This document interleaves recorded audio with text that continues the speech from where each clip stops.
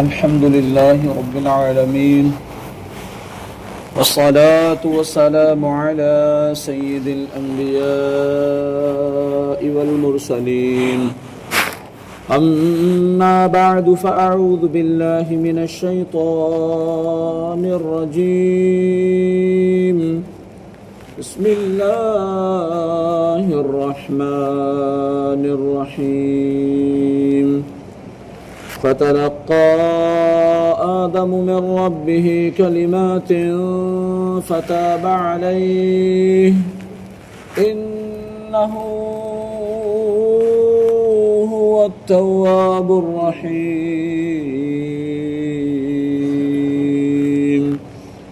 صدق الله العظيم. آئیے جس طریقے سے میں درود و سلام کے صیغے پڑھاؤں مل کر آپ بھی ان درود و سلام کے صیغوں کو دہرائیں. الصلاۃ والسلام علیک یا رسول اللہ وعلی آلک واصحابک یا حبیب اللہ. الصلاۃ والسلام علیک یا نبی اللہ وعلی آلک واصحابک یا نور اللہ. نویت سنت الاعتکاف. اللہ پاک کلام مقدس میں ارشاد فرماتا ہے پھر آدم نے اپنے رب سے کچھ کلمات سیکھ لیے تو اللہ نے اس کی توبہ قبول کی. بے شک وہی بہت توبہ قبول کرنے والا مہربان ہے. حضرت آدم علیہ السلام نے اپنی دعا میں یہ کلمات عرض کیے. ربنا ظلمنا انفسنا وَإِن لَّمْ تَغْفِرْ لَنَا وَتَرْحَمْنَا لَنَكُونَنَّ مِنَ الْخَاسِرِينَ. اے ہمارے رب، ہم نے اپنی جانوں پر زیادتی کی اور اگر تو نے ہماری مغفرت نہ فرمائی اور ہم پر رحم نہ فرمایا تو ضرور ہم نقصان والوں میں سے ہو جائیں گے. اور اس کے ساتھ یہ روایت بھی ہے کہ جو حضرت عمر فاروق اعظم رضی اللہ تعالیٰ عنہ سے مروی ہے، نبی پاک صلی اللہ علیہ وسلم نے ارشاد فرمایا جب حضرت آدم علیہ السلام سے اجتہادی خطا ہوئی تو عرصہ دراز تک حیران و پریشان رہنے کے بعد انہوں نے بارگاہ الہی میں عرض کی اے میرے رب مجھے محمد عربی صلی اللہ علیہ وسلم کے صدقے میں معاف فرما دے. اللہ تعالیٰ نے فرمایا اے آدم تم نے محمد عربی صلی اللہ علیہ وسلم کو کیسے پہچانا حالانکہ ابھی تو میں نے اسے پیدا بھی نہیں کیا.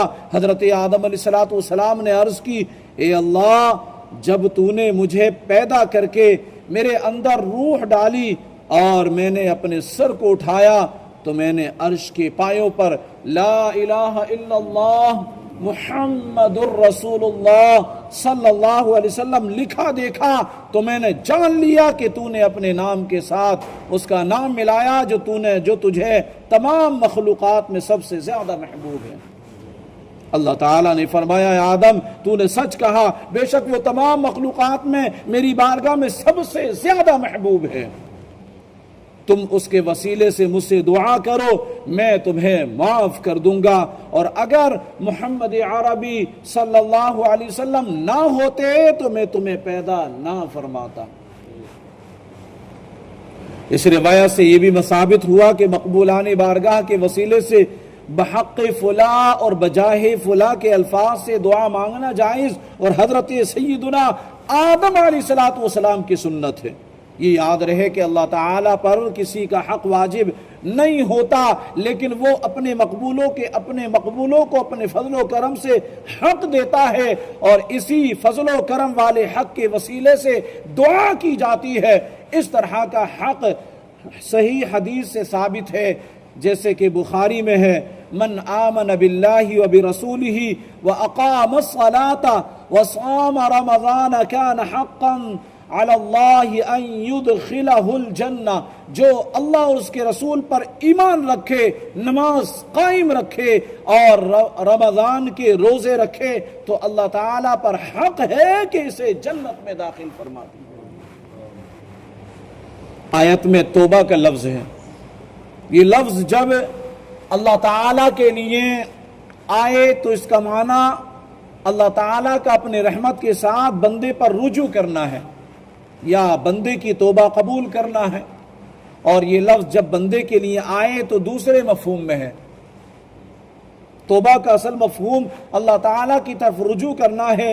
امام نبوی کے کلام کا خلاصہ ہے کہ توبہ کی 3 شرائط ہیں۔ توبہ کی 3 شرائط ہیں۔ نمبر 1، گناہ سے رک جانا۔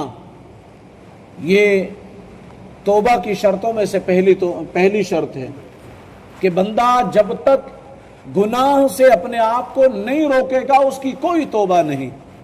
نمبر 2، گناہ پر شرمندہ ہونا، کہ اگر گناہ ہو گیا اب اس پر شرمندگی ہو رہی ہے، پیشمانی ہو رہی ہے، تو یہ توبہ کرنے کی دوسری شرط ہے۔ نمبر 3، گناہ کو چھوڑنے کا پختہ ارادہ کرنا، کہ اگر گناہ ہو گیا یا پھر کوئی گناہ ہم سے بار بار سرزد ہوتا ہے تو اب ہم نے پکی یہ جو ہے ارادہ بنا لیا، پکی نیت کر لی کہ اب میں نے یہ گناہ نہیں کرنا، میں نے اپنے آپ کو اس گناہ سے بچا کر کے رکھنا ہے۔ یہ گناہ کرنے کے 3 شرائط بیان کیے گئے۔ اگر گناہ کی تلافی و تدارک ہو سکتا ہو تو وہ بھی ضروری ہے، جیسے اگر کسی نے نمازیں چھوڑی ہوں تو اس کی توبہ کے لیے پچھلی نمازوں کی قضا بھی پڑھنا ضروری ہے، کہ جو عمر میں قضائے عمری ہماری ہیں، جو ہمارے نمازیں چھوٹ گئی ہیں، قضا ہو گئی ہیں، تو ان کو پڑھنا یہ بھی ضروری ہے۔ اسی طریقے سے اگر ہم نے کسی کا حق مارا ہے تو اس حق مارنے والے کے حق کو ادا کرنا، پھر اس سے معافی مانگنا، پھر توبہ کرنا۔ یوں ہی کسی نے دوسرے کا مال چوری کیا یا غصب یا رشوت کے طور پر لیا ہے تو توبہ کے لیے مال واپس کرنا یہ بھی ضروری ہے۔ اللہ تعالی ہم سب کو اسلامی احکام صحیح معنوں میں سیکھنے، سمجھنے اور ان کے مطابق عمل کرنے کی توفیق عطا فرمائے۔ آمین بجاہ النبی الامین صلی اللہ علیہ وسلم۔ الحمدللہ رب العالمین والصلاة والسلام علی سید الانبیاء والمرسلین۔ یا رب مصطفیٰ رسول کریم صلی اللہ علیہ وسلم کے واسطے ہمارے والدین کی، ہمارے استاد و پیر کی اور ساری امت مسلمہ کی مغفرت فرما دے۔ اے اللہ، کلام مقدس کی تلاوت کی، اس کا ترجمہ بیان کیا، اس کے تفسیر بیان کی، مولا اسے اپنی بارگاہ میں قبول فرما۔ ہمارا اس کلام مقدس کی تفسیر کے حلقے میں بیٹھنا اپنی بارگاہ میں قبول فرما۔ اے اللہ، اس حلقے کی برکت سے ہماری جملہ پریشانیاں دور کر دے، آزمائشیں دور کر دے، تنگ دستیاں دور کر دے، بے روزگاریاں دور کر دے، بے اولادیاں دور کر دے۔ مولا ہمیں نیک متقی پرہیزگار بنا دے، تقوی شعار بنا دے، رسول پاک صلی اللہ علیہ وسلم کی پیاری پیاری سنتوں کا عامل بنا دے، گناہوں کی نحوست سے بچا لے، عاشقان رسول کی صحبت نصیب فرما دے، ایمان کی حلاوت نصیب فرما، ایمان پر ثابت قدمی نصیب فرما دے۔ اے اللہ پاک، یہ جو نیاز کا اہتمام کیا گیا مولا، یہ شادیوں کے گھر ہیں، اے اللہ اس نیاز کو اپنی بارگاہ میں قبول فرما اور ان شادی والے گھروں میں خوب خوب برکتیں عطا فرما دے، ہونے والے نکاح میں مولا خوب خوب برکتیں عطا فرما، آپس میں محبت قائم و دائم فرما دے. دو خاندان ملنے والے ہیں مولا، ان خاندانوں میں خوب خوب برکتیں عطا فرما، ایک دوسرے کے لیے برکتیں عطا فرما مولا. ہماری ان دعاؤں پر اپنے محبوب کریم رؤوف الرحیم علی کا تحیت و تسلیم کے صدقے تو فیض رحمت کی نظر فرما. سبحان ربک رب العزت عما یصفون وسلام علی المرسلین والحمد للہ رب العالمین. لا الہ الا اللہ محمد رسول اللہ صلی اللہ علیہ وسلم.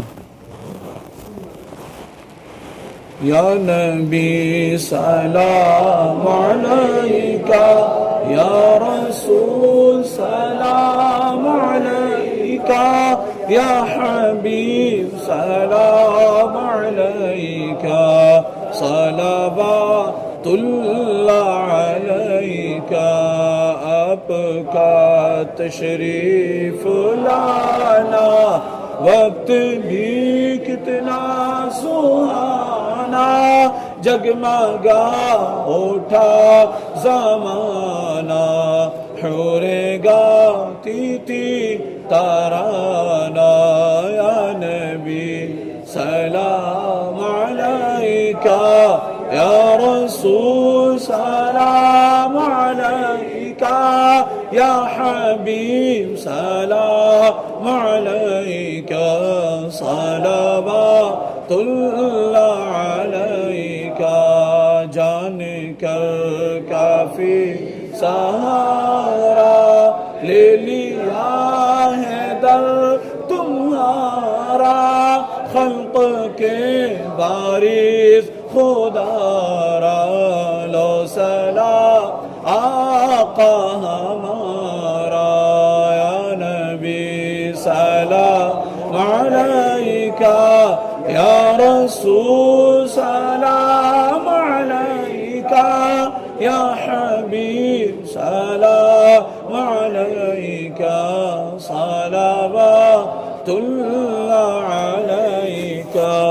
الصلاة والسلام علیکہ یا رسول اللہ. الصلاة